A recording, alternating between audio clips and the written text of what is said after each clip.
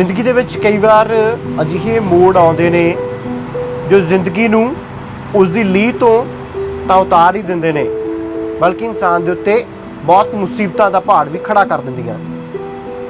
ਪਰ ਇਹਨਾਂ ਮੁਸੀਬਤਾਂ ਦੇ ਪਹਾੜ ਨੂੰ ਸਰ ਕਿਵੇਂ ਕੀਤਾ ਜਾਂਦਾ ਹੈ, ਅੱਜ ਇਸ ਦੀ ਹੀ ਇੱਕ ਉਦਾਹਰਨ ਇੱਕ ਮਹਿਲਾ ਟਾਈਪਿਸਟ ਦੇ ਨਾਲ ਮੈਂ ਤੁਹਾਨੂੰ ਮਿਲਾ ਕੇ ਦਊਂਗਾ। ਪਹਿਲਾਂ ਮੇਰੀ ਬੇਟੀ ਦੀ ਡੈਥ ਹੋ ਗਈ ਸੀਗੀ 2018 ਦੇ ਵਿੱਚ। 1 ਸਾਲ ਬਾਅਦ ਮੇਰੇ ਹਸਬੈਂਡ ਦੀ ਡੈਥ ਹੋ ਗਈ ਸੀਗੀ। ਮੈਨੂੰ ਹਲਕਾ ਫੁਲਕਾ ਜਿਹਾ ਕੰਪਿਊਟਰ ਆਂਦਾ ਸੀਗਾ, ਜ਼ਿਆਦਾ ਨਹੀਂ ਆਂਦਾ ਸੀਗਾ, ਪਰ ਫਿਰ ਮੈਂ ਆਪ ਇੱਥੇ ਆਣ ਕੇ ਸ਼ੌਪ ਦੇ ਉੱਤੇ ਆਣ ਕੇ ਕੁਛ ਸਿੱਖਿਆ। ਕੁਛ ਲਾਗੇ ਅੰਕਲ ਜੀ ਆ, ਉਹਨਾਂ ਨੇ ਮੈਨੂੰ ਸਿਖਾਇਆ। ਇਹਨਾਂ ਦੀ ਡੈਥ ਤੋਂ ਬਾਅਦ ਮੇਰੇ ਮਦਰ ਫਾਦਰ ਬ੍ਰਦਰ ਸਾਰੇ ਕਹਿੰਦੇ ਸੀ ਕਿ ਅਸੀਂ ਲੈ ਜਾਣਾ, ਪਰ ਮੇਰਾ ਉੱਥੇ ਜਾਣ ਦਾ ਕੋਈ ਇਰਾਦਾ ਨਹੀਂ ਸੀਗਾ। ਮੇਰੇ ਹਸਬੈਂਡ ਦੀ ਦਸੂਏ 'ਚ ਇੰਨੀ ਜ਼ਿਆਦਾ ਬਣੀ ਹੋਈ ਸੀਗੀ ਕਿ ਉਹਨਾਂ ਦੀ ਬਣੀ ਤੇ ਮੈਂ ਹੁਣ ਉਹਨਾਂ ਦੀ ਰੋਟੀ ਖਾਂਦੀ ਪਈ ਆ।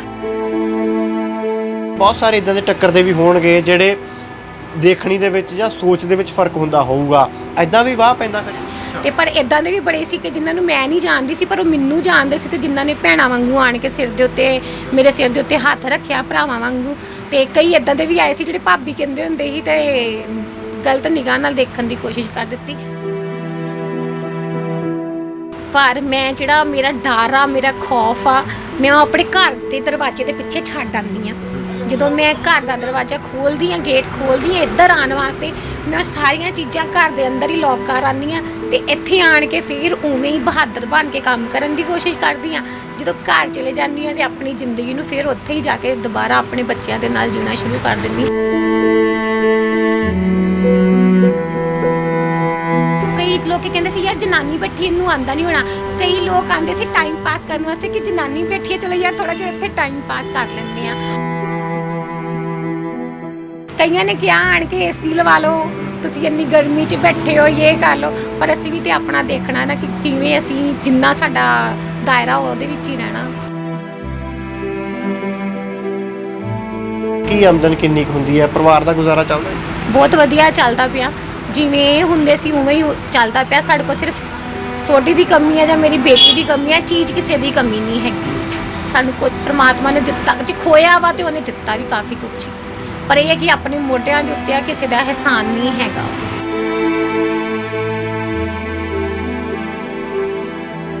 ਮੈਨੂੰ ਸਰਕਾਰ ਕੋਲੋਂ ਅੱਜ ਤੱਕ 3 ਸਾਲ ਹੋ ਜਾਣੇ ਆ, ਜੂਨ ਦੇ ਵਿੱਚ 1 ਰੁਪਏ ਦੀ ਵੀ ਮਦਦ ਨਹੀਂ ਹੈਗੀ ਆ। ਹਾਂਜੀ, ਮੈਂ 3 ਵਾਰੀ ਆਪਣੀ ਪੈਨਸ਼ਨ ਭਰੀ, ਵਿਡੋ ਪੈਨਸ਼ਨ, ਬੱਚਿਆਂ ਦੀ ਪੈਨਸ਼ਨ ਭਰੀ, ਮੇਰੀ ਅਜੇ ਤੱਕ ਮਨਜ਼ੂਰ ਹੀ ਨਹੀਂ ਹੋਈ ਆ। ਮੈਂ ਹਾਰ ਕੇ ਭਰਨੀ ਛੱਡ ਦਿੱਤੀ।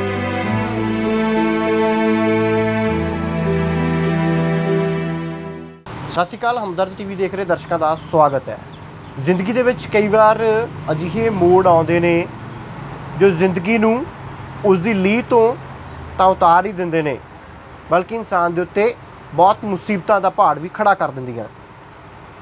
ਪਰ ਇਹਨਾਂ ਮੁਸੀਬਤਾਂ ਦੇ ਪਹਾੜ ਨੂੰ ਸਰ ਕਿਵੇਂ ਕੀਤਾ ਜਾਂਦਾ ਹੈ, ਅੱਜ ਇਸ ਦੀ ਹੀ ਇੱਕ ਉਦਾਹਰਨ ਇੱਕ ਮਹਿਲਾ ਟਾਈਪਿਸਟ ਦੇ ਨਾਲ ਮੈਂ ਤੁਹਾਨੂੰ ਮਿਲਾ ਕੇ ਦਊਂਗਾ, ਜਿਨ੍ਹਾਂ ਦੇ ਸਿਰ ਤੋਂ ਪਹਿਲਾਂ ਪਤੀ ਦਾ ਸਾਇਆ ਉੱਠਿਆ, ਫਿਰ ਗਰੀਬੀ, ਆਰਥਿਕ ਹਾਲਤ ਇੰਨੀ ਕਮਜ਼ੋਰ ਸੀ ਕਿ ਧੀ ਨੇ ਫੀਸ ਦੇਣ ਦੇ ਦੁੱਖੋਂ ਆਪਣੇ ਆਪ ਨੂੰ ਖਤਮ ਕਰ ਲਿਆ।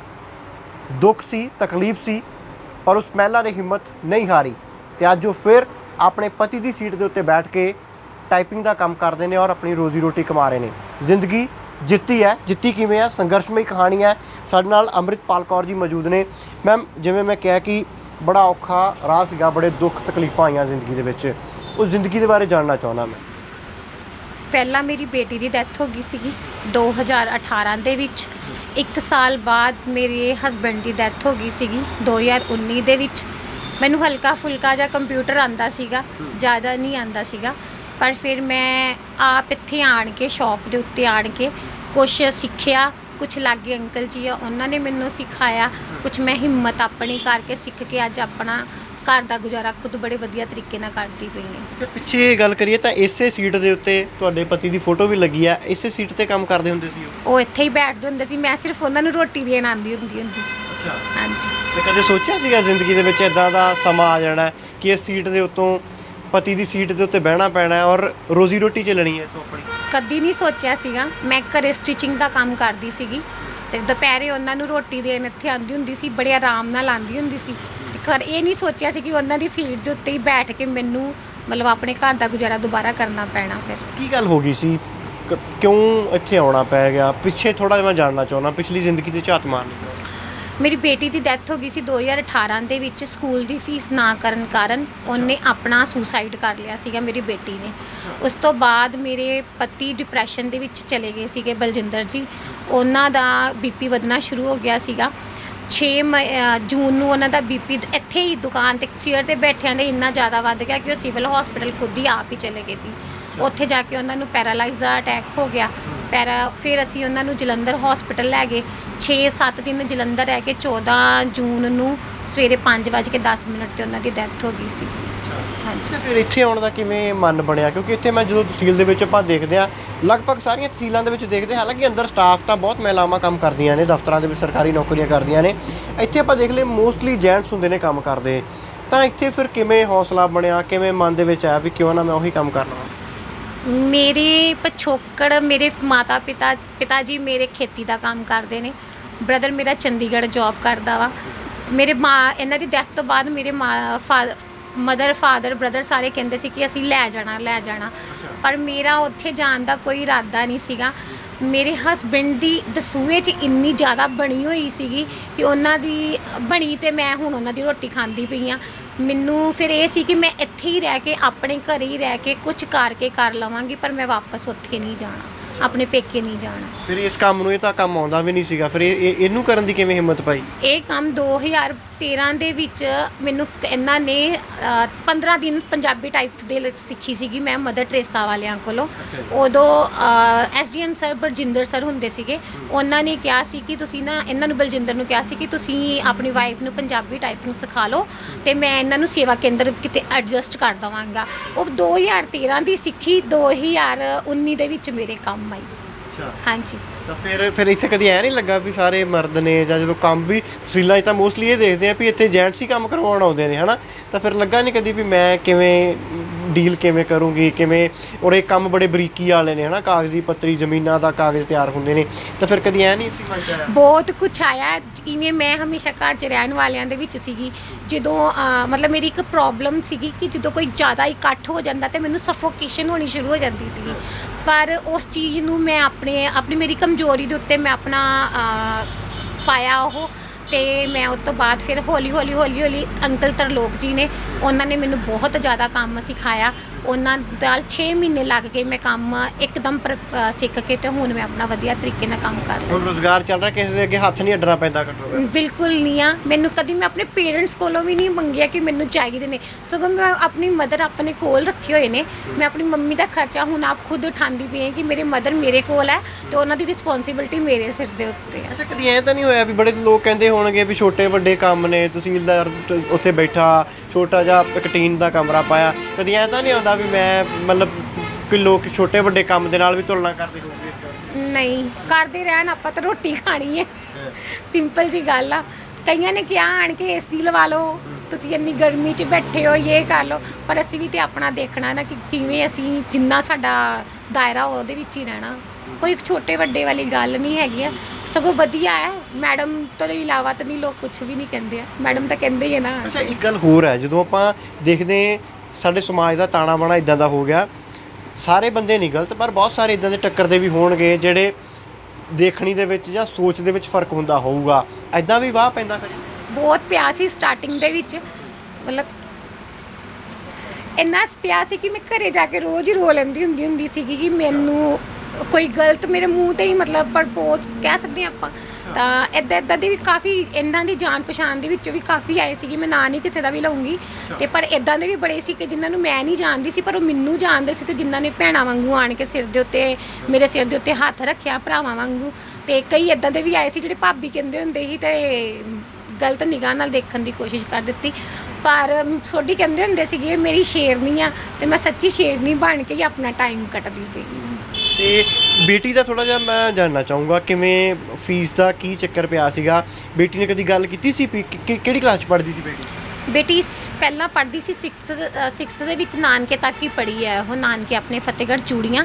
ਉਸ ਤੋਂ ਬਾਅਦ 7th ਦੇ ਵਿੱਚ ਅਸੀਂ ਇੱਥੇ ਪਾ ਦਿੱਤੀ ਸੀ ਸਕੂਲ ਦਸੂਏ ਲਿਆ ਕੇ, ਤਾਂ 7th ਉਹਦੀ ਕਲੀਅਰ ਸੀਗੀ। 8th ਦੇ ਵਿੱਚ ਜਾ ਕੇ ਮੈਂ ਬਿਮਾਰ ਪੈ ਗਈ ਸੀਗੀ, ਮੇਰਾ ਇਲਾਜ ਬੰਬੇ ਤੋਂ ਹੁੰਦਾ ਪਿਆ ਸੀ ਤੇ ਸਾਡੀ ਘਰ ਦੀ ਕੰਡੀਸ਼ਨ ਬਹੁਤ ਜ਼ਿਆਦਾ ਖਰਾਬ ਹੋ ਗਈ ਸੀਗੀ ਤੇ ਉਹਦੀ ਫੀਸ ਥੋੜੀ ਜੀ ਜ਼ਿਆਦਾ ਵੀ ਨਹੀਂ ਸੀ, ਥੋੜੀ ਜੀ ਪੈਂਡਿੰਗ ਸੀਗੀ ਤੇ ਇੱਕ ਸਕੂਲ ਵਾਲਿਆਂ ਨੇ ਕਹਿ ਦਿੱਤਾ ਸੀ ਕਿ ਇਹਦਾ ਜਿਹੜਾ LC ਆ ਉਹ ਤੁਸੀਂ ਡੁਪਲੀਕੇਟ ਬਣਾ ਕੇ ਦਿੱਤਾ ਹੋਇਆ। ਇਹ ਦੋਨਾਂ ਕਰਕੇ ਗੁੜੀਆ ਨੂੰ ਉਹਨਾਂ ਨੇ ਕਾਫੀ, ਸਕੂਲ ਵਾਲਿਆਂ ਨੇ ਹਰਾਸਮੈਂਟ ਉਹਨੂੰ ਕਾਫੀ ਕੀਤਾ, ਉਹਨੇ ਅਗਲੇ ਦਿਨ ਸੁਸਾਈਡ ਕਰ ਲਈ ਸੀ। ਉਹਨੇ ਬੇਟੀ ਨੇ ਆ ਕੇ, ਤੁਸੀਂ ਉਦੋਂ ਕਿੱਥੇ ਸੀਗਾ, ਫੈਮਿਲੀ ਕਿੱਥੇ ਸੀਗੀ, ਕਿਵੇਂ ਉੱਥੇ ਘਰੇ ਕੀ? ਇਹ ਇੱਥੇ ਹੀ ਸੀਗੇ, ਕੈਬਿਨ ਦੇ ਵਿੱਚ ਸੀਗੇ। ਮੈਂ ਉਦੋਂ ਟਾਂਡੇ ITI ਸਕੂਲ ਦੇ ਵਿੱਚ ਪ੍ਰਾਈਵੇਟ ਟੀਚਿੰਗ ਦਾ ਕੰਮ ਕਰਦੀ ਸੀਗੀ, ਮੈਂ ਉੱਥੇ ਗਈ ਸੀ। ਉਸ ਦਿਨ ਉਹਨੂੰ ਅਸੀਂ ਹੌਲੀਡੇ ਕਰਵਾਈ ਸੀਗੀ, ਅਸੀਂ ਸਕੂਲ ਵਾਲਿਆਂ ਦੇ ਨਾਲ ਜਾ ਕੇ ਗੱਲ ਕਰਾਂਗੇ ਤਾਂ ਤੂੰ ਅੱਜ ਛੁੱਟੀ ਕਰ ਲੈ। ਫਿਰ ਉਹਨੇ ਛੁੱਟੀ ਕੀਤੀ ਹੋਈ ਸੀਗੀ, ਘਰੇ ਉਹ ਇਕੱਲੀ ਸੀਗੀ। 1:30 ਵਜੇ ਗਏ ਸੀ ਸਕੂਲ ਵਾਲਿਆਂ ਦੇ ਕੋਲ ਗੱਲ ਕਰਨ ਵਾਸਤੇ, ਪਰ ਸਕੂਲ ਕੋਈ ਨਹੀਂ ਮਿਲਿਆ ਉੱਥੇ। ਤਾਂ ਫਿਰ ਕੀ ਕਹਿੰਦੇ, ਉਹਨਾਂ ਨੇ ਘਰੇ ਉਹਦੇ ਪਾਪਾ ਨੇ ਉਹਨਾਂ ਨੂੰ ਕਿਹਾ ਕਿ ਮੈਂ 4 ਵਜੇ ਹੁਣ ਫੇਰ ਜਾਣਾ, ਪਰ ਉਹ ਜਦੋਂ 1:30 ਵਜੇ ਉਹਨੂੰ ਕਹਿ ਕੇ ਆਏ ਨਾ, ਉਸ ਤੋਂ ਬਾਅਦ ਫਿਰ 4 ਵਜੇ ਛੋਟੀ ਬੇਟੀ ਜਦੋਂ ਆਪਣੇ ਸਕੂਲ ਤੋਂ ਆਈ ਹੈ ਤਾਂ ਮੇਰੀ ਵੱਡੀ ਗੁੜੀਆ ਨੇ ਸੁਸਾਈਡ ਕੀਤਾ ਹੋਇਆ ਸੀਗਾ। ਅੱਛਾ, ਘਰ ਦੇ ਵਿੱਚ?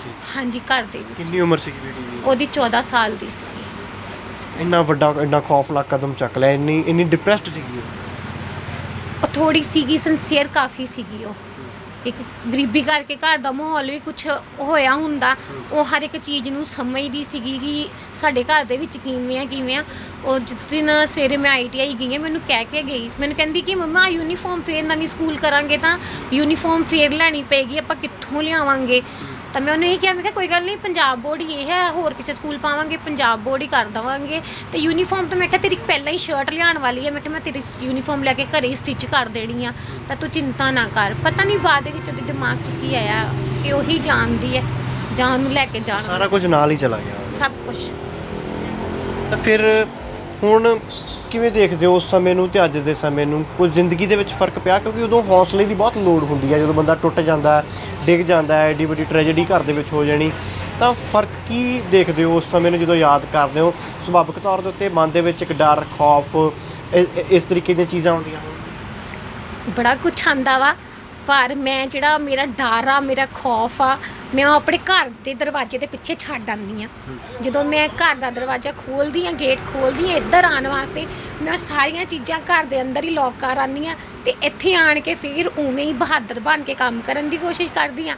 ਜਦੋਂ ਘਰ ਚਲੇ ਜਾਂਦੀ ਹਾਂ ਅਤੇ ਆਪਣੀ ਜ਼ਿੰਦਗੀ ਨੂੰ ਫਿਰ ਉੱਥੇ ਹੀ ਜਾ ਕੇ ਦੁਬਾਰਾ ਆਪਣੇ ਬੱਚਿਆਂ ਦੇ ਨਾਲ ਜੀਣਾ ਸ਼ੁਰੂ ਕਰ ਦਿੰਦੀ। ਫਿਰ ਰੂਟੀਨ ਕਿਵੇਂ ਰਹਿੰਦੀ ਹੈ? ਕਿੰਨੇ ਵਜੇ ਆਉਂਦੇ ਹੋ ਘਰੇ? ਰੋਟੀ ਪਾਣੀ ਵੀ ਬਣਾਉਣਾ, 2 ਬੱਚੇ ਵੀ ਨੇ ਸ਼ਾਇਦ ਘਰੇ, ਤਾਂ ਉਹਨਾਂ ਨੂੰ ਵੀ ਖਾਣਾ ਪਕਾ ਕੇ ਦੇ ਕੇ ਆਉਣਾ, ਸਕੂਲ ਵੀ ਭੇਜਣਾ, ਕਿਵੇਂ ਮੈਨੇਜ ਹੁੰਦਾ ਸਾਰਾ ਦਿਨ? ਸ਼ੁਰੂ 'ਚ ਥੋੜ੍ਹਾ ਔਖਾ ਹੋਇਆ ਸੀਗਾ, ਪਰ ਮੇਰੇ ਮਦਰ ਮੇਰੇ ਕੋਲ ਨੇ, ਇਸ ਕਰਕੇ ਥੋੜ੍ਹਾ ਮੰਮੀ ਦੇਖ ਲੈਂਦੇ ਨੇ। ਥੋੜ੍ਹੇ ਬੱਚੇ ਸਵੇਰੇ ਖੁਦ, ਹੁਣ ਗੁੜੀਆ ਛੋਟੀ ਵਾਲੀ ਖੁਦ ਸਕੂਟੀ ਚਲਾਉਣ ਲੱਗ ਪਈ ਹੈ, ਖੁਦ ਆਉਂਦੇ ਜਾਂਦੇ ਨੇ ਦੋਨੋਂ ਭੈਣ ਭਰਾ। ਅਤੇ ਇੱਧਰ ਹੁਣ ਮੈਂ ਪਹਿਲਾਂ ਅਕਾਲ ਅਕੈਡਮੀ ਪੜ੍ਹਦੇ ਸੀ, ਹੁਣ ਮੈਂ ਇੱਥੇ ਦਸੂਏ ਪਾ ਦਿੱਤੇ ਨੇ ਦੋਨੋਂ ਜਾਣੇ, ਅਤੇ ਜਾ ਕੇ ਵੀ ਥੋੜ੍ਹਾ ਬਹੁਤਾ ਕਰ ਲਈਦਾ। ਬਾਕੀ ਮੇਰੀ ਬੇਟੀ, ਹੁਣ ਮੇਰੀ ਮਾਂ ਮੇਰੀ ਬੇਟੀ ਬਣ ਚੁੱਕੀ ਹੈ, ਕਿਉਂਕਿ ਸਾਰੇ ਘਰ ਦਾ ਕਾਫੀ ਜ਼ਿਆਦਾ ਉਹਨੇ ਜਿਹੜਾ ਆਪਣਾ ਬੋਝ ਆਪਣੇ ਸਿਰ ਦੇ ਉੱਤੇ ਚੱਕਿਆ ਹੋਇਆ। ਰੋਟੀ ਪਾਣੀ ਬਣਾ ਲੈਂਦੀ ਹੈ ਉਹ ਮੇਰੇ ਜਾਣ ਤੱਕ, ਜਾਂ ਅਸੀਂ ਰਲ ਮਿਲ ਕੇ ਬਣਾ ਲਈਦਾ। ਆਮਦਨ ਦਾ ਕਿਵੇਂ ਹੈ ਫਿਰ? ਇੱਥੋਂ ਕੀ ਆਮਦਨ ਕਿੰਨੀ ਕੁ ਹੁੰਦੀ ਹੈ? ਪਰਿਵਾਰ ਦਾ ਗੁਜ਼ਾਰਾ ਚੱਲਦਾ? ਬਹੁਤ ਵਧੀਆ ਚੱਲਦਾ ਪਿਆ, ਜਿਵੇਂ ਹੁੰਦੇ ਸੀ ਉਵੇਂ ਹੀ ਚੱਲਦਾ ਪਿਆ। ਸਾਡੇ ਕੋਲ ਸਿਰਫ ਸੋਡੀ ਦੀ ਕਮੀ ਹੈ ਜਾਂ ਮੇਰੀ ਬੇਟੀ ਦੀ ਕਮੀ ਹੈ, ਚੀਜ਼ ਕਿਸੇ ਦੀ ਕਮੀ ਨਹੀਂ ਹੈਗੀ। ਸਾਨੂੰ ਕੋਈ ਪ੍ਰਮਾਤਮਾ ਨੇ ਦਿੱਤਾ, ਜੇ ਖੋਇਆ ਵਾ ਤੇ ਉਹਨੇ ਦਿੱਤਾ ਵੀ ਕਾਫੀ ਕੁਛ ਹੀ, ਪਰ ਇਹ ਹੈ ਕਿ ਆਪਣੇ ਮੋਢਿਆਂ ਦੇ ਉੱਤੇ ਆ, ਕਿਸੇ ਦਾ ਅਹਿਸਾਨ ਨਹੀਂ ਹੈਗਾ। ਅੱਛਾ, ਜਿਵੇਂ ਆਪਾਂ ਬਹੁਤ ਸਾਰੀਆਂ ਚੀਜ਼ਾਂ ਮੈਂ ਪਹਿਲਾਂ ਵੀ ਜ਼ਿਕਰ ਕੀਤਾ ਹੈ ਵੀ ਬੜਾ ਇੱਥੇ ਆ ਕੇ ਹਰ ਤਰ੍ਹਾਂ ਦੇ ਇਨਸਾਨ ਨੂੰ ਇੱਥੇ ਹੈ ਨਾ ਮਿਲਦੇ ਹੋ, ਹਰ ਤਰ੍ਹਾਂ ਦਾ ਇਨਸਾਨ ਹੈ। ਇਹ ਕੰਮ ਦੀ ਸਮਝ ਆ ਜਾਂਦੀ ਹੈ ਹੁਣ ਆਸਾਨੀ ਦੇ ਨਾਲ? ਜਿਵੇਂ ਬੜਾ ਬਰੀਕੀ ਵਾਲਾ ਮੈਂ ਪਹਿਲਾਂ ਜ਼ਿਕਰ ਕੀਤਾ, ਇਹ ਕੰਮ ਦੀ ਕਿੰਨੀ ਕੁ ਸਮਝ ਆਈ ਹੈ ਹੁਣ ਤੱਕ? ਹੁਣ ਤਾਂ ਇਵੇਂ ਹੈ ਨਾ, ਜਿਵੇਂ ਕੋਈ ਆਣ ਕੇ ਸਿਰਫ ਇੱਕ ਉਦਾਹਰਨ ਦੇ ਦੇਵੇ ਨਾ, ਜਿਵੇਂ ਕਿ ਅਸੀਂ ਆਹ ਲਿਖਵਾਉਣਾ, ਬਾਅਦ 'ਚ ਤਾਂ ਦਿਮਾਗ 'ਚ ਹੁਣ ਤਾਂ ਇਸ ਤਰ੍ਹਾਂ ਪੈਰਾਗ੍ਰਾਫ ਬਣ ਕੇ ਬੈਠ ਚੁੱਕੇ ਨੇ ਕਿ ਹਾਂ ਜੀ ਪਤਾ ਕਿ 1 ਪੁਆਇੰਟ 'ਤੇ ਕੀ ਪਾਉਣਾ, 2 ਪੁਆਇੰਟ 'ਤੇ ਕੀ ਪਾਉਣਾ, ਪਾ ਕੇ ਦੇ ਦਈਦਾ। ਬਾਕੀ ਕਾਫੀ ਕੁਛ ਅਸੀਂ ਕੰਪਿਊਟਰ 'ਚ ਫੀਡ ਕੀਤਾ ਹੁੰਦਾ, ਅਤੇ ਉਹ ਨਾਮ ਕੱਟ ਕੇ ਅਤੇ ਐਫੀਡੇਵਿਟ ਅਗਲੇ ਨੂੰ ਕੱਢ ਕੇ ਦੇ ਦਈਦਾ। ਹੋ ਜਾਂਦੀ ਹੈ ਗਲਤੀ, ਹਾਲੇ ਵੀ ਹੁੰਦੀ ਹੈ ਕਦੀ ਕਦੀ, ਪਰ ਪਹਿਲਾਂ ਵਾਲੀਆਂ ਨਹੀਂ ਹੁੰਦੀਆਂ ਜਿਸ ਤਰ੍ਹਾਂ ਪਹਿਲਾਂ ਹੁੰਦੀਆਂ ਸੀ। ਹਿੰਮਤ ਤਾਂ ਵੱਧਦੀ ਹੋਊਗੀ ਦਿਨ ਬ ਦਿਨ? ਵੱਧਦੀ ਵੀ ਹੈ ਅਤੇ ਕਦੀ ਕਦੀ ਟੁੱਟਦੀ ਵੀ ਆ। ਜਦੋਂ ਕੋਈ ਢਾਣ ਵਾਲਾ ਆ ਜਾਂਦਾ ਉਦੋਂ ਟੁੱਟ ਜਾਂਦੀ ਆ, ਪਰ ਫਿਰ ਜਦੋਂ ਵਾਪਸ ਘਰ ਜਾ ਕੇ ਰੂ ਲਈਦਾ ਫਿਰ ਠੀਕ ਹੋ ਜਾਂਦੀ ਆ। ਬੱਚੇ ਨਾਲ ਫਿਰ ਜਿਵੇਂ ਦੱਸਿਆ ਬੇਟੀ ਆਪ ਸਕੂਟੀ ਚਲਾ ਲੈਂਦੀ ਹੈ, ਦੋਨੋਂ ਭੈਣ ਭਰਾ ਸਕੂਲ ਚਲੇ ਜਾਂਦੇ ਨੇ, ਤਾਂ ਫਿਰ ਉਹਨਾਂ ਦਾ ਰਿਐਕਸ਼ਨ ਕਿੱਦਾਂ ਦਾ ਰਹਿੰਦਾ ਵੀ ਮੰਮੀ ਉੱਥੇ ਵੀ ਕੰਮ ਕਰਦੇ ਨੇ ਹੈ ਨਾ, ਉੱਥੇ ਵੀ ਜਿੰਨਾ ਹੁਣ ਜੇ ਤਾਂ ਕੋਈ ਗਾਹਕ ਆਇਆ ਫਿਰ ਹੀ ਪੈਸਾ ਬਣੂਗਾ, ਕਈ ਵਾਰ ਖਾਲੀ ਵੀ ਜਾਣਾ ਪੈਂਦਾ ਹੋਊਗਾ। ਪਰ ਫਿਰ ਵੀ ਖਾਲੀ ਵੀ ਚਾਹੀਦਾ, ਕਿਸੇ ਦਿਨ ਭਰ ਕੇ ਵੀ ਚਾਹੀਦਾ, ਕਿਸੇ ਦਿਨ ਖਾਲੀ ਵੀ ਚਾਹੀਦਾ, ਲੇਕਿਨ ਉਹ ਮੈਨੇਜ ਹੋ ਜਾਂਦਾ। ਜਿਸ ਦਿਨ ਆਪਾਂ ਭਰ ਕੇ ਜਾਈਦਾ, ਜਿਸ ਦਿਨ ਅਸੀਂ ਖਾਲੀ ਦੇਈਦਾ, ਉਹ ਹਫਤੇ ਦਾ ਮੈਨੇਜ ਹੋ ਜਾਂਦਾ। ਇੱਦਾਂ ਦੀ ਕੋਈ ਵੱਡੀ ਇਸ਼ੂ ਨਹੀਂ ਹੈਗਾ। ਬਾਕੀ ਮੇਰੀ ਹੈਲਪ ਮੇਰੀ ਸਿਸਟਰ ਬਹੁਤ ਕਰਦੀ ਆ। ਮੇਰੀ ਸਿਸਟਰ ਬਾਹਰ ਫੋਰਨ ਦੇ ਵਿੱਚ ਆ, ਉਹਨੇ ਮੇਰੀ ਮਤਲਬ ਜੇ ਮੰਨ ਲਓ ਕਿ ਮੈਂ ਮੇਰੇ ਮੂੰਹ 'ਚੋਂ ਵੀ ਨਹੀਂ ਕਦੀ ਕੁਝ ਮੈਂ ਕਿਹਾ ਨਹੀਂ ਹੁੰਦਾ, ਉਹਨੂੰ ਪਤਾ ਲੱਗ ਜਾਂਦਾ ਵਾ। ਫਿਰ ਮੇਰੀ ਭੈਣ ਹੈਲਪ ਦੇ ਤੌਰ ਦੇ ਉੱਤੇ ਮੇਰੀ ਭੈਣ ਬਹੁਤ ਆ, ਮੇਰੇ ਫਾਦਰ ਨੇ। ਬਾਕੀ ਸਾਨੂੰ ਵੈਸੇ ਹੁਣ ਮੰਗਣਾ ਨਹੀਂ ਪੈਂਦਾ। ਸਟਾਰਟਿੰਗ ਦੇ ਵਿੱਚ ਸੀਗਾ ਕਿ ਹਾਂ ਜੀ ਐਡਮਿਸ਼ਨਾਂ ਆ ਗਈਆਂ ਜਾਂ ਕੁਝ ਵੀ ਆ ਗਿਆ, ਪਰ ਹੁਣ ਨਹੀਂ। ਹੁਣ ਤਾਂ ਖੁਦ ਹੀ ਸ਼ੇਰ ਆ, ਖੁਦ ਹੀ ਸਵਾ ਸ਼ੇਰ ਆ। ਇੱਕ ਗੱਲ ਦੱਸਿਓ, ਭਗਵੰਤ ਮਾਨ ਸਰਕਾਰ ਆਈ ਆ, ਬਦਲਾਅ ਦੀ ਗੱਲ ਕੀਤੀ ਜਾਂਦੀ ਹੈ, ਸਭ ਤੋਂ ਪਹਿਲਾਂ ਜ਼ਿਕਰ ਇਹੀ ਹੋਇਆ ਸੀਗਾ ਵੀ ਦਫ਼ਤਰਾਂ ਦੇ ਵਿੱਚ ਲੋਕਾਂ ਨੂੰ ਧੱਕੇ ਨਹੀਂ ਪੈਣਗੇ, ਤਹਿਸੀਲਾਂ ਦੇ ਵਿੱਚ ਧੱਕੇ ਨਹੀਂ ਪੈਣਗੇ, ਥਾਣਿਆਂ 'ਚ ਧੱਕੇ ਨਹੀਂ ਪੈਣਗੇ, ਹਸਪਤਾਲਾਂ 'ਚ ਧੱਕੇ ਨਹੀਂ ਪੈਣਗੇ। ਤੁਸੀਂ ਇੱਥੋਂ ਦੇਖਦੇ ਹੋ, ਅੱਗੇ ਤੁਹਾਡੇ ਤੋਂ ਲੰਘ ਕੇ ਲੋਕ ਤਹਿਸੀਲੇ ਜਾਂਦੇ ਨੇ, ਇੱਥੋਂ ਕਾਗਜ਼ ਪੱਤਰ ਸਾਰੇ ਤਿਆਰ ਹੁੰਦੇ ਨੇ। ਫਰਕ ਲੱਗਦਾ ਕੋਈ ਭਗਵੰਤ ਮਾਨ ਸਰਕਾਰ ਆਉਣ ਦੇ ਨਾਲ? ਹੈ, ਸਾਡੀ ਤਹਿਸੀਲ ਦੇ ਵਿੱਚ ਤਾਂ ਹੈਗਾ ਵਾ। ਹਾਂਜੀ, ਸਾਡੀ ਤਹਿਸੀਲ ਦੇ ਵਿੱਚ ਤਾਂ ਜਿਸ ਤਰ੍ਹਾਂ ਮਤਲਬ ਲਾ ਲਓ ਕਿ ਤੁਸੀਂ ਪਹਿਲਾਂ ਕੰਮ ਨੂੰ 2-2 4-4 ਦਿਨ ਲੱਗ ਜਾਂਦੇ ਸੀਗੇ, ਤੇ ਹੁਣ ਤਾਂ ਇੱਕ ਅੱਧੇ ਦਿਨ ਦੇ ਵਿੱਚ ਹੀ ਹੋ ਜਾਂਦਾ ਵਾ। ਸੇਵਾ ਕੇਂਦਰ ਦੇ ਵਿੱਚ ਬੜਾ ਸੁਧਾਰ ਆਇਆ। ਸੇਵਾ ਕੇਂਦਰ 'ਚ ਲਾਈਨਾਂ ਲੱਗੀਆਂ ਰਹਿੰਦੀਆਂ ਹੁੰਦੀਆਂ ਸੀਗੀਆਂ, ਜਿਹੜਾ ਜਲਦੀ ਸਾਰਾ ਕੰਮ ਹੁਣ ਬੜੀ ਜਲਦੀ ਹੁੰਦਾ ਵਾ। ਫਰਕ ਤਾਂ ਮਹਿਸੂਸ ਕਰ ਹੈ ਵਾ, ਦੇਖਣ ਦੇ ਵਿੱਚ ਹੀ ਹੈਗਾ ਵਾ। ਅੱਛਾ, ਵਾਪਸ ਜ਼ਿੰਦਗੀ ਦੇ ਵਿੱਚ ਆਉਂਦੇ ਆ। ਹੁਣ ਬੱਚਿਆਂ ਲਈ ਕੀ ਸੋਚਦੇ ਹੋ? 2 ਬੱਚੇ ਨੇ, ਉਹਨਾਂ ਵਾਸਤੇ ਕੁਝ ਨਾ ਕੁਝ ਇੱਕ ਟਾਰਗੇਟ ਤੁਸੀਂ ਵੀ ਮਿੱਥਿਆ ਹੋਊਗਾ। ਹਾਲਾਂਕਿ ਬੱਚੇ ਆਪਣੀ ਸੋਚ ਦੇ ਨਾਲ ਚੱਲ ਰਹੇ ਹੋਣਗੇ ਕਿ ਉਹਨਾਂ ਨੇ ਕੀ ਜ਼ਿੰਦਗੀ ਦੇ ਵਿੱਚ ਕਰਨਾ ਹੈ। ਤੁਸੀਂ ਕੀ ਸੋਚਦੇ ਹੋ? ਬੇਟੀ ਮੇਰੀ ਦੀ +2 ਤੋਂ ਬਾਅਦ ਆਸਟ੍ਰੇਲੀਆ ਦਾ ਪੱਕਾ ਹੈ ਕਿ ਮੇਰੀ ਬੇਟੀ ਚਲੇ ਜਾਏਗੀ, ਕਿਉਂਕਿ ਉਹਦੀ ਮਾਸੀ ਚਾਹੇ ਅੱਜ ਉਹਨੂੰ ਬੁਲਾ ਲਵੇ, ਪਰ ਮੈਂ ਹੀ ਉਹਨੂੰ ਇਹ ਕਿਹਾ ਕਿ ਨਹੀਂ, +2 ਤੱਕ ਤਾਂ ਮੈਂ ਫਿਰ ਬਿਲਕੁਲ ਇਕੱਲੀ ਰਹਿ ਜਾਵਾਂਗੀ, +2 ਤੱਕ ਤੁਸੀਂ ਇਹਨੂੰ ਇੱਥੇ ਹੀ ਰਹਿਣ ਦਿਓ। ਬੇਟਾ ਹਾਲੇ ਛੋਟਾ 10 ਸਾਲ ਦਾ ਹੈ, 5th ਵਿੱਚ ਪੜ੍ਹਦਾ। ਦੇਖੋ ਹਾਲੇ ਮੈਂ ਕੁਝ ਕਹਿ ਨਹੀਂ ਸਕਦੀ, ਪਰ ਜੇਕਰ ਉਹ ਮੇਰੇ ਨਾਲ ਇੱਥੇ ਆਣ ਕੇ ਬੈਠੇਗਾ ਤੇ ਸਾਰੀ ਉਮਰ ਦੀ ਉਹਦੀ ਵੀ ਰੋਟੀ ਹੈ ਵਾ ਇੱਥੇ। ਇੰਨਾ ਇੱਥੋਂ ਅਸੀਂ ਕਮਾ ਲਈਦਾ ਕਿ ਸਾਨੂੰ ਮਤਲਬ ਜਿੰਨਾ ਤੱਕ ਅਸੀਂ ਮਰਦੇ ਨਹੀਂ ਨਾ, ਉਹਨਾਂ ਤੱਕ ਤੁਹਾਡੀ ਰੋਟੀ ਇੱਥੇ ਚੱਲ ਸਕਦੀ ਬੜੇ ਆਰਾਮ ਨਾਲ। ਅੱਛਾ, ਇਸ ਚੀਜ਼ ਦਾ ਗਾਹਕਾਂ ਦਾ ਫਰਕ ਪੈਂਦਾ ਵੀ ਯਾਰ ਇੱਧਰ ਲੇਡੀਜ਼ ਹੈ, ਪਰਲੇ ਪਾਸੇ ਬਹੁਤ ਸਿਆਣੇ ਬੰਦੇ ਵੀ, ਬੜੇ ਪੁਰਾਣੇ ਬੰਦੇ ਵੀ ਬੈਠੇ ਨੇ। ਗਾਹ ਕਹਿੰਦਾ ਨਹੀਂ ਹੁੰਦਾ ਵੀ ਨਹੀਂ ਯਾਰ ਇੱਧਰ ਨਵਾਂ ਬੰਦਾ ਹੈ, ਲੇਡੀਜ਼ ਹੈ, ਸ਼ਾਇਦ ਕੰਮ ਨਾ ਆਉਂਦਾ ਹੋਵੇ, ਸ਼ਾਇਦ ਇੰਨੀ ਸਮਝ ਨਾ ਆਵੇ, ਅਗਲੇ ਪਾਸੇ ਕਰਵਾ ਲੈਂਦੇ ਹੋ। ਇੱਦਾਂ ਵੀ ਲੱਗਦਾ ਫਰਕ? ਸਟਾਰਟਿੰਗ ਦੇ ਵਿੱਚ ਸੀਗਾ ਕਈਆਂ ਲੋਕਾਂ ਨੇ ਕਿਹਾ ਕਿ ਯਾਰ ਜਨਾਨੀ ਬੈਠੀ ਆ। ਕਈ ਲੋਕ ਕਹਿੰਦੇ ਸੀ ਯਾਰ ਜਨਾਨੀ ਬੈਠੀ, ਇਹਨੂੰ ਆਂਦਾ ਨਹੀਂ ਹੋਣਾ। ਕਈ ਲੋਕ ਆਂਦੇ ਸੀ ਟਾਈਮ ਪਾਸ ਕਰਨ ਵਾਸਤੇ ਕਿ ਜਨਾਨੀ ਬੈਠੀ ਹੈ, ਚਲੋ ਯਾਰ ਥੋੜ੍ਹਾ ਜਿਹਾ ਇੱਥੇ ਟਾਈਮ ਪਾਸ ਕਰ ਲੈਂਦੇ ਆ। ਪਰ ਹੁਣ ਨਹੀਂ, ਹੁਣ ਮੈਨੂੰ ਮਤਲਬ ਮੇਰੇ ਨਾਂ ਨਾਲ ਨਹੀਂ ਜਾਣਿਆ ਜਾਂਦਾ।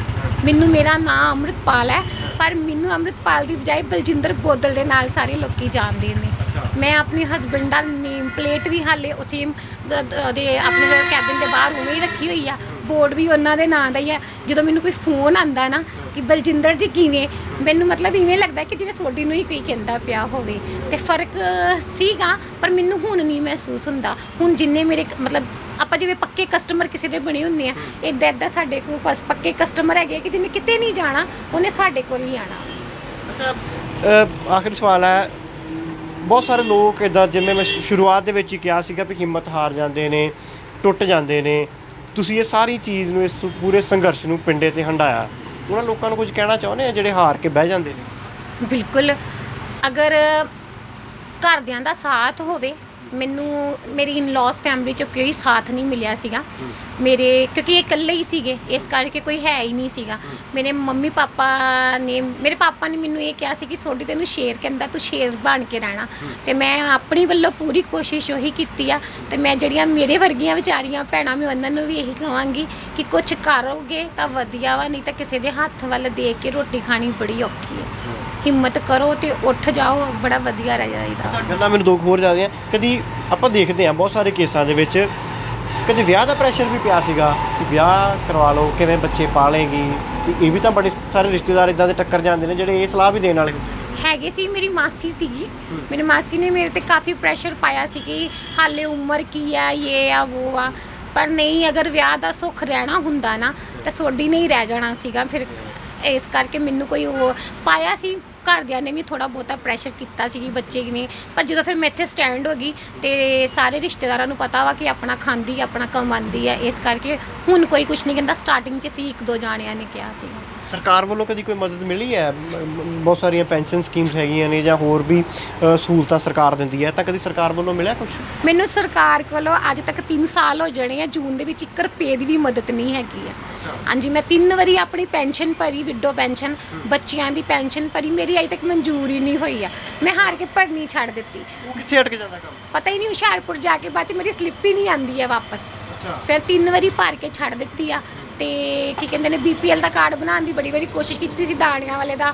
ਉਹ ਇੱਥੋਂ ਦੀਆਂ ਸਰਕਾਰਾਂ ਜਿਹੜੀਆਂ ਪਹਿਲੀਆਂ ਸਰਕਾਰਾਂ ਸੀਗੀਆਂ ਉਹਨਾਂ ਵੱਲੋਂ 1-2 ਜਾਣਿਆਂ ਨੂੰ ਮੈਂ ਕਿਹਾ ਸੀਗਾ, ਉਹ ਭਾਜੀਆਂ ਨੇ ਇਹ ਕਹਿ ਦਿੱਤਾ ਜੀ ਕਿ ਉਹ ਕੁਝ ਸਟicker ਆਂਦਾ ਵਾ ਤੇ ਅਗਰ ਉਹ ਸਟicker ਲੱਗੇਗਾ ਤੇ ਫਿਰ ਤੁਹਾਡਾ ਬਣੇਗਾ। ਤੇ ਪਰ ਮੈਨੂੰ ਸਟicker ਹੀ ਨਹੀਂ ਮਿਲਿਆ, ਇਸ ਕਰਕੇ ਮੇਰਾ BPL ਦਾ ਕਾਰਡ ਵੀ ਨਹੀਂ ਹਾਲੇ ਤੱਕ ਬਣਿਆ। ਵਰਤਮਾਨ ਸਰਕਾਰ ਆਈ ਹੈ ਨਵੀਂ, ਹੁਣ ਉਮੀਦ ਹੈਗੀ? ਦੇਖੋ, ਸ਼ਾਇਦ ਉਹਨਾਂ ਨੇ ਬੰਦ ਕੀਤੇ ਹੋਏ ਨੇ, ਜੇ ਖੁੱਲਣਗੇ ਤੇ ਸ਼ਾਇਦ ਬਣ ਜਾਏਗਾ, ਪੱਕਾ ਨਹੀਂ ਕਹਿ ਸਕਦੇ ਹਾਲੇ ਵੀ ਆ। ਕੋਈ ਅਪੀਲ ਕਰਨੀ ਚਾਹੁੰਦੇ ਹੋ ਭਗਵੰਤ ਮਾਨ ਸਰਕਾਰ ਨੂੰ? ਜ਼ਰੂਰ ਕਰਾਂਗੀ। ਇੱਕ ਤਾਂ ਇਹ ਕਰਾਂਗੀ ਕਿ ਕਿਸੇ ਦਾ ਬੱਚਾ ਵੀ ਨਾ ਪੈਸੇ ਖੁਣੋਂ ਨਹੀਂ ਮਰਨਾ ਚਾਹੀਦਾ। ਮੈਂ ਆਪਣੀ ਤੋਂ ਵੀ, ਮੇਰੇ ਤੋਂ ਵੀ ਇੱਕ ਗਿੱਠ ਲੰਬੀ ਕੁੜੀ ਆਪਣੀ ਗਵਾਈ ਆ, ਉਹਦੇ ਕਰਕੇ ਮੈਂ ਆਪਣੇ ਹਸਬੈਂਡ ਗਵਾਏ ਨੇ। ਜੇ ਸਰਕਾਰ ਕਰ ਸਕਦੀ ਹੈ ਤਾਂ ਕੁਝ ਸਕੂਲਾਂ ਦੀਆਂ ਫੀਸਾਂ ਕਟਵਾ ਦੇਵੇ ਕਿ ਕਿਸੇ ਦਾ ਬੱਚਾ ਪੜ੍ਹਾਈ ਖੁਣੋਂ ਨਾ ਜਾਵੇ, ਜਾਂ ਫੀਸ ਜਾਂ ਸ਼ਰਮਿੰਦਗੀ ਖੁਣੋਂ ਨਾ ਜਾਵੇ। ਤੇ ਦੂਜਾ, ਜੇ ਮੇਰੇ ਵਰਗੀਆਂ ਜਨਾਨੀਆਂ ਨੂੰ ਕੋਈ ਰੋਜ਼ਗਾਰ ਦਿੱਤਾ ਜਾਂਦਾ ਤਾਂ ਜ਼ਰੂਰ ਦੇਣ, ਕਿਉਂਕਿ ਮੇਰੇ ਕੋਲ ਤਾਂ ਸੀ, ਮੈਂ ਉਹਨੂੰ ਲੈ ਕੇ ਤੁਰ ਪਈ, ਕਿਸੇ ਕੋਲ ਤਾਂ ਕੁਝ ਵੀ ਨਹੀਂ ਹੁੰਦਾ ਨਾ। ਤੇ ਇਸ ਕਰਕੇ ਕੁਛ ਨਾ ਕੁਛ ਉਹਨਾਂ ਵਾਸਤੇ ਜ਼ਰੂਰ ਕਰਨ ਤਾਂ ਵਧੀਆ ਗੱਲ ਹੈ। ਗੱਲਬਾਤ ਕਰਨ ਲਈ ਧੰਨਵਾਦ। ਤਾਂ ਇਹ ਸੀਗੇ ਅੰਮ੍ਰਿਤਪਾਲ ਕੌਰ, ਟਾਈਪਿਸਟ ਨੇ, ਔਰ ਬੜੀ ਸੰਘਰਸ਼ਮਈ ਜ਼ਿੰਦਗੀ ਰਹੀ ਹੈ, ਬਹੁਤ ਦੁੱਖ ਪਿੰਡੇ ਤੇ ਹੰਡਾਏ ਨੇ, ਪਰ ਹਿੰਮਤ ਨਹੀਂ ਹਾਰੀ, ਹਿੰਮਤ ਕਰੀ ਗਏ। ਤੇ ਹੁਣ ਬੇਸ਼ੱਕ ਬਹੁਤਾ ਨਹੀਂ, ਕੋਈ ਲੱਖਾਂ ਕਰੋੜਾਂ ਦੇ ਵਿੱਚ ਨਹੀਂ, ਪਰ 19 ਹਜ਼ਾਰਾਂ ਦੇ ਵਿੱਚ ਪਹੁੰਚ ਗਏ ਨੇ, ਜਿਸ ਦੇ ਨਾਲ ਇਹ ਆਪਣੇ 2 ਬੱਚਿਆਂ ਨੂੰ ਪਾਲ ਪੋਸ ਰਹੇ ਨੇ, ਆਪਣੀ ਮਾਂ ਨੂੰ ਨਾਲ ਰੱਖ ਰਹੇ ਨੇ, ਔਰ ਬੱਚਿਆਂ ਦੀ ਚੰਗੀ ਪੜ੍ਹਾਈ ਕਰਵਾ ਰਹੇ ਨੇ। ਔਰ ਇੱਕ ਬਹੁਤ ਚੰਗੀ ਅਪੀਲ ਵੀ ਉਹਨਾਂ ਨੇ ਭਗਵੰਤ ਮਾਨ ਸਰਕਾਰ ਨੂੰ ਕੀਤੀ ਹੈ ਕਿ ਜੇਕਰ ਹੋ ਸਕਦਾ ਤੇ ਫੀਸਾਂ ਜਿਹੜੀਆਂ ਨੇ ਉਹਨਾਂ ਦੇ ਬਾਰੇ ਜ਼ਰੂਰ ਸੋਚਿਆ ਜਾਵੇ। ਫੀਸ ਇੰਨੀ ਕੁ ਹੋਵੇ ਕਿ ਹਰ ਗਰੀਬ ਦਾ ਬੱਚਾ ਆਸਾਨੀ ਦੇ ਨਾਲ ਪੜ੍ਹ ਸਕੇ। ਹਾਲਾਂਕਿ ਸਰਕਾਰੀ ਸਕੂਲਾਂ ਦੇ ਵਿੱਚ ਬਹੁਤ ਵਧੀਆ ਟੀਚਰਸ ਨੇ, ਬਹੁਤ ਵਧੀਆ ਪ੍ਰਬੰਧ ਹੋ ਗਏ ਨੇ, ਪਰ ਆਸ ਤੇ ਉਮੀਦ ਇਹੀ ਹੈ ਕਿ ਕਿਸੇ ਦਾ ਬੱਚਾ ਨਾ ਤਾਂ ਫੀਸ ਦੁੱਖੋਂ ਕਦੇ ਸ਼ਰਮਿੰਦਗੀ ਦਾ ਸ਼ਿਕਾਰ ਹੋਵੇ, ਨਾ ਉਹ ਅਜਿਹਾ ਖੌਫਨਾਕ ਕਦਮ ਚੁੱਕਣ ਦੇ ਬਾਰੇ ਸੋਚੇ, ਔਰ ਪੜ੍ਹ ਲਿਖ ਕੇ ਜ਼ਿੰਦਗੀ ਦੇ ਵਿੱਚ ਪੈਰਾਂ 'ਤੇ ਖੜਾ ਹੋ ਸਕੇ। ਔਰ ਇੱਕ ਹੋਰ ਬੜੇ ਦੁੱਖ ਦੀ ਗੱਲ ਹੈ ਕਿ ਕਹਿੰਦੇ ਮੈਂ ਖੁਦ ਵਿਡੋ ਹਾਂ, ਔਰ ਇੱਥੇ ਲੋਕ ਮੇਰੇ ਤੋਂ ਕਾਗਜ਼ ਬਣਵਾਉਣ ਆਉਂਦੇ ਨੇ, ਆਪਣੇ ਕੰਮ ਕਰਵਾ ਲੈਂਦੇ ਨੇ, ਪਰ ਕਹਿੰਦੇ ਪਿਛਲੇ 3 ਸਾਲ ਤੋਂ ਮੈਂ ਵਿਧਵਾ ਪੈਨਸ਼ਨ ਦੇ ਲਈ ਕਈ ਵਾਰ ਫਾਰਮ ਭਰ ਕੇ ਦੇ ਦਿੱਤੇ, BPL ਕਾਰਡ ਵਾਸਤੇ ਕਈ ਵਾਰ ਫਾਰਮ ਭਰ ਕੇ ਦੇ ਦਿੱਤੇ, ਪਰ ਅਜੇ ਤੱਕ ਨਾ ਤਾਂ ਮੈਨੂੰ ਸਰਕਾਰ ਦੀ BPL ਵਾਲੀ ਸਹੂਲਤ ਦਾ ਕੋਈ ਮਿਲੀ ਹੈ ਤੇ ਨਾ ਹੀ ਪੈਨਸ਼ਨ ਦਾ ਕੋਈ ਲਾਭ ਮਿਲਿਆ। ਤਾਂ ਅਜਿਹੇ ਕੇਸਾਂ ਨੂੰ ਪ੍ਰਸ਼ਾਸਨਿਕ ਅਧਿਕਾਰੀਆਂ ਨੂੰ, ਸਰਕਾਰਾਂ ਨੂੰ, ਸਾਡੇ ਨੁਮਾਇੰਦਿਆਂ ਨੂੰ ਜ਼ਰੂਰ ਸੋਚਣਾ ਚਾਹੀਦਾ ਹੈ, ਤਾਂ ਜੋ ਜਿਸ ਇਨਸਾਨ ਦਾ ਸਰਕਾਰ ਪੱਖੋਂ ਜੋ ਵੀ ਹੱਕ ਬਣਦਾ ਹੈ ਉਸ ਨੂੰ ਸਹੀ ਸਮੇਂ 'ਤੇ ਮਿਲ ਸਕੇ। ਇਹ ਕਹਾਣੀ ਤੁਹਾਨੂੰ ਕਿੱਦਾਂ ਦੀ ਲੱਗੀ? ਕਮੈਂਟ ਬਾਕਸ ਦੇ ਵਿੱਚ ਆਪਣੀ ਰਾਏ ਤੁਸੀਂ ਸਾਡੇ ਨਾਲ ਜ਼ਰੂਰ ਸਾਂਝੇ ਕਰਿਓ। ਕੈਮਰਾਮੈਨ ਰਈਸ ਦੇ ਨਾਲ ਸੁਖਵਿੰਦਰ ਸਿੰਘ, ਹਮਦਰਦ TV।